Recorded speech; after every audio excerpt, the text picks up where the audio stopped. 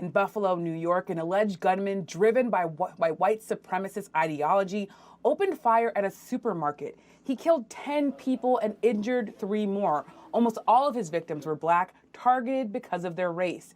It was one of the deadliest racist massacres in recent American history. The city and the country are mourning. Here is Garnell Whitfield. His mother, Ruth, was killed in the shooting.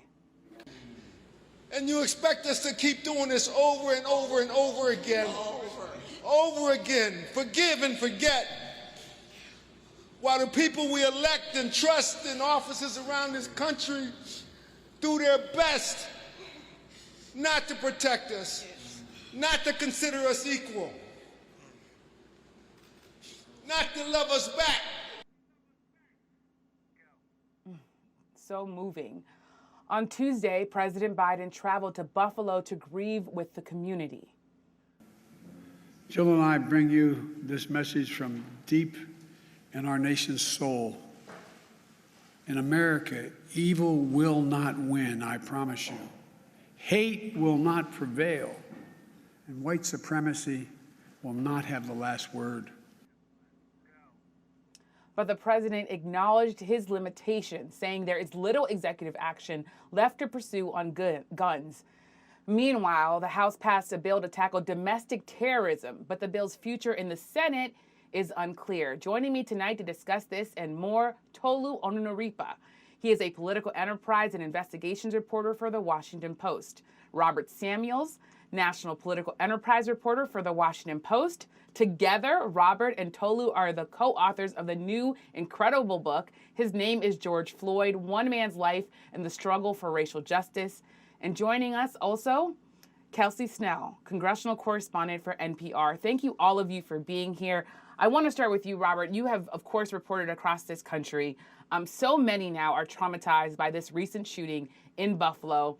The alleged gunman wrote something like an 180-page racist rant. Some are calling it a manifesto, saying that he was going to target black people. He also live streamed this shooting. Given your reporting, what you did for the book, but also, of course, what you've been doing at the Washington Post, how does this really connect to the sort of issues that we've been facing when it comes to racism in this country for so many years? Well, when we see what happened in Buffalo, we see again the pernicious and insidious force of racism in this country and how it operates.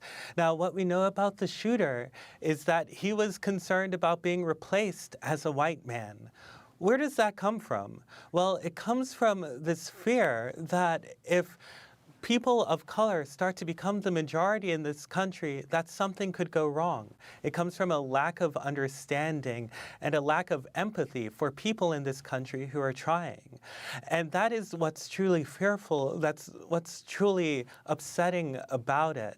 And when you hear the mourning of a person who's been victimized, of the family who is looking at one less seat at the table saying, what more can be done? We're tired of this happening. That is the cry that's happening with many people of color across the country as we try to figure out how it is possible to stamp out white supremacy. And Tolu, what Robert was just talking about is really this racist conspiracy theory. It's called the replacement theory. And it's essentially, again, a false claim that there is this movement afoot attempting to replace white people with non-white people through interracial marriage or through immigration. What's the significance of the fact that this shooter is talking about replacement theory in the political atmosphere that we're living in, given the fact that there are some critics who say conservatives have leaned into this conspiracy theory? Yeah, this conspiracy theory has been around for quite a while, but we've seen it really gain steam, especially over the last 2 years. We've seen it gain steam in the aftermath of the George Floyd protests. And one of the things we cover in our book, Robert and I, is what happened immediately after George Floyd died, which there was this great coming together across the political spectrum of people essentially saying that that was wrong and that we need to stamp out white supremacy, we need to stamp out racism, we need to stamp out institutional racism and police forces. But then we saw the backlash, and that is something that we are seeing in our politics. We're seeing how people who campaigned on issues like banning critical race theory were able to control their political fortunes and find themselves in power as a result of focusing on those issues, focusing on the backlash, focusing on the grievances that are out there. And we've seen people try to cash in on that. And the outcome of that is somebody who's disturbed, somebody who finds that community online, somebody who has hate in their heart is able to pick up a gun and go kill real people in a real life incident that was a tragedy. And politicians and people in the media that are flaming these tensions and essentially trying to either ride them into power or ride them into wealth, they have to live with the fact that real people are hurting as a result of what a real person did and how real people are no longer alive as a result of it. So it's not just a theory. It's not just something that people can talk about as a political strategy. This is something that it can be very dangerous. And that is something that I think the Biden administration and folks in power are now grappling with, that this isn't something that we can ignore anymore. It's become a real force. And it is real consequences that lawmakers are trying to grapple with. Kelsey, as we think about sort of the movement and non-movement in Congress, you said that there really isn't a lot being done right now when it comes to hate crime legislation or gun reform. But I still want to ask you, what plan possibly do Democrats in particular, since they were the ones really talking about passing issues and legislation on these issues, what plan do Democrats have in place, or what strategies are they talking about, not only to get things passed, but also to get on the same page, because the party isn't on the same page? Right. And the lack of a plan is kind of the theme of this week. And I thought it was very interesting that we saw the House move this anti-domestic terrorism bill, because it is in some ways the thing that they feel they can do, because like you said, there isn't unanimity among Democrats about how to address gun control in particular. We hear particularly from Senator Joe Manchin of West Virginia. I feel like we say this all of the time when we're talking about the dynamics of Congress right now, but he is opposed to many of the measures that other Democrats support. He does not support many of the background check and large magazine bans that a lot of other Democrats do support. He's returning to this Manchin Toomey bill that he worked out with Republican Senator Pat Toomey, that is fairly narrow, but actually really didn't get very far in the Senate. It is another moment where Democrats are responding to a base of voters who are calling for action, who are calling for swift action, and are having to respond that they simply do not have the votes within their caucus in Congress to respond to the demands of their own party. And Kelsey, sticking with you, you said the idea of the lack of a plan being the theme here. What are lawmakers saying about the role that President Biden and the White House can play in sort of reacting to what we saw this week and what we've seen really over the last few years? Yeah, this is another situation where they talk about the president as a uniter in chief and as his role being to speak to the country, but there are clear limits on what can be done through executive action. We heard the president himself talk about that. So this is a situation where Congress would have to be the place where action happens, and that is not the place where action is happening. And Tolu, I want to come to you. President Biden, he referred to the Buffalo massacre as terrorism on Tuesday, and he also, you had other prominent figures sort of mimicking that language and echoing that language, but there is no federal statute here. So you've talked to President Biden all about racism, particularly for the book. I wonder what your takeaways are on the way that the president is speaking about this, but also overall his vision of what to do next. Yeah, but there are a couple of things that Biden could have done when he went up to Buffalo to console the family members and to talk about solutions. He could have spent time talking about gun control, and that was part of the speech. But what he really wanted to do was talk about this very issue that caused him to get into the presidential race in 2020. And he told Robert and I about that, about how he thought he had hung up his political hat for the last time when he left the White House.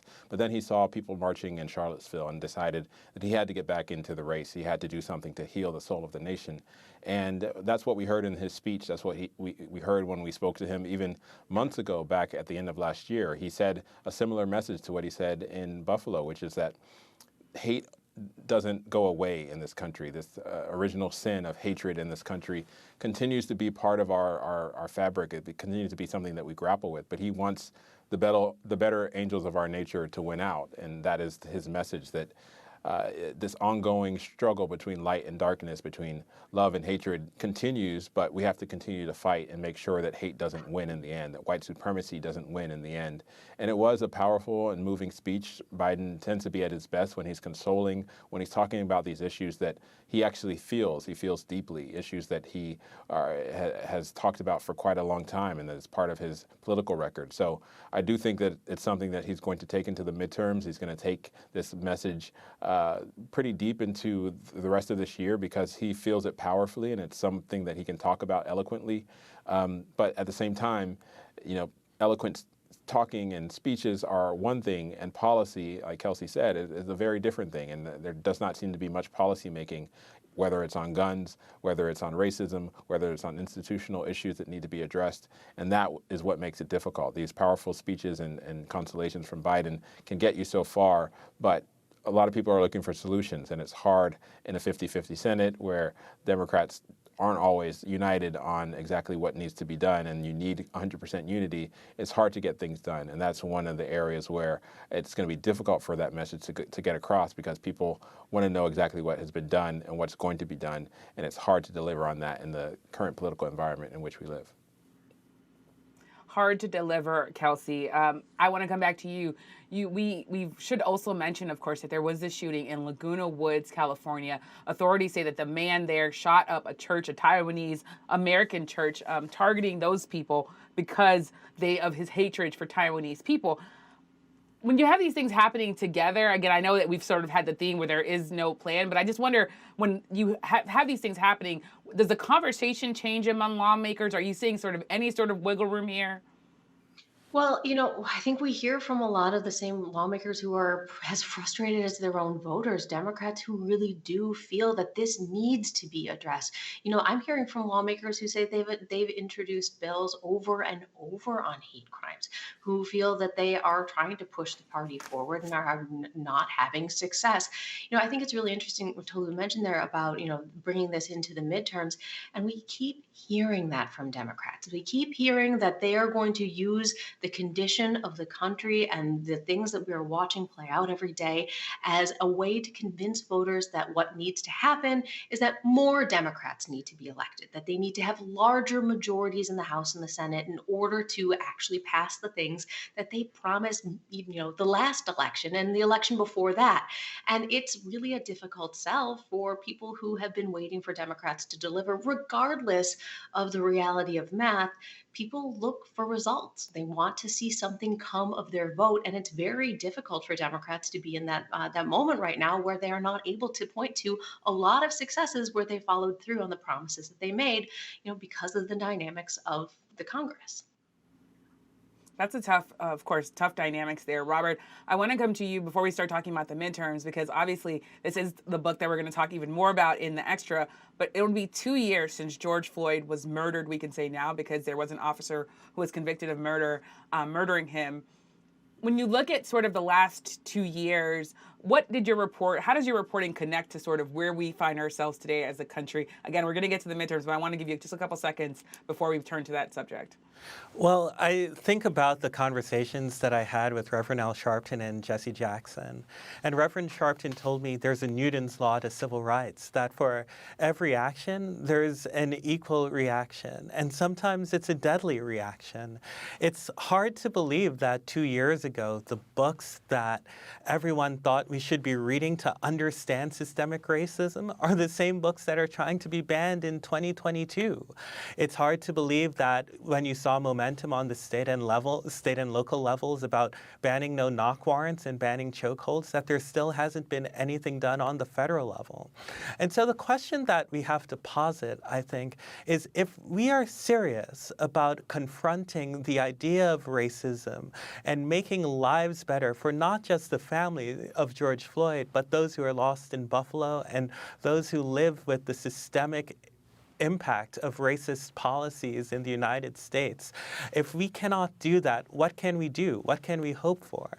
And I think that's one of the questions that people continually to ask. How can we continue to be hopeful when we see all of this happening? Now, a lot of people believe that the long arc bends toward justice, and that gives people hope. And sometimes it's unfortunate that that American hope can feel more like a defense mechanism than an actual product of what we're seeing in America.